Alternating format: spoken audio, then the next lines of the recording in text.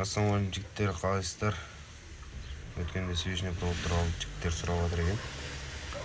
Мен бұл туралы ютубта да басқа жерлерде толып тұр. Бірақ бұл менің ойлап тапқан затым емес. Бұл бұрыннан бар. Мен сұраған екен, мен айта кетейін. Мына Mazda Cronos'тың өзінің свежный проводы бұл 6000-нан жоғары ғой деймін, адаспасам. Көп жүрмей кейбіреу кетіп қала береді, сыртына искра шашып. Мына зилдік екен, өткенде шатасып кеттім, мен айып етпеңіздер. Екеуінің разницасы көрініп тұрған шығар. Енді қалай істейміз деген кезде, мына өзінің штатный былайынан тұрады.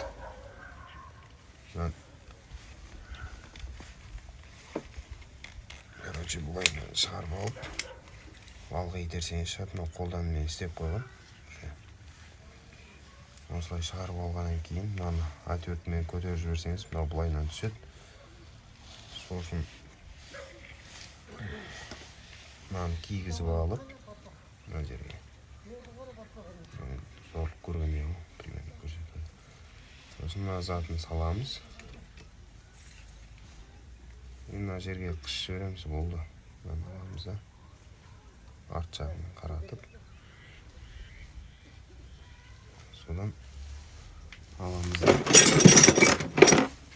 пластмасспен жақсылап қысамыз, примерно көрсетіп жатырмын. Содан қайтып орнына келтіре саламыз, болды бүйтіп. Бұлай болып қала береді. Арт жағы өзінікіде кеп қалады, мына трамблері барларға. Ал енді Mazda птичканікі мынандай поворотпен болады. Тоже мынаның ішіне силикон шашып, мынандай шашып, ішіне шашқан соң тоже өстіп салып, қолмен бұлайынан тартуға болмайды бүйтіп.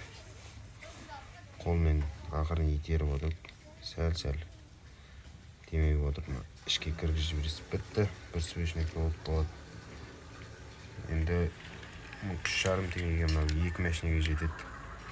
Зилдікі. 6-7 мың теңгеге мынаны алғанша 3,5 теңге алып, 1-2 машинеге сосын істеп алуға болады. Ұзаққа жүреді. Кондер бірдеңе қосқанда оңайшылықпен дірілдемейді, таңертең от алуы тез болады. Плюстары көп енді бұл туралы. Рахмет жігіттер. Ұнағанса қолдау білдіріп, лайк басып қойыңыздар. Рахмет.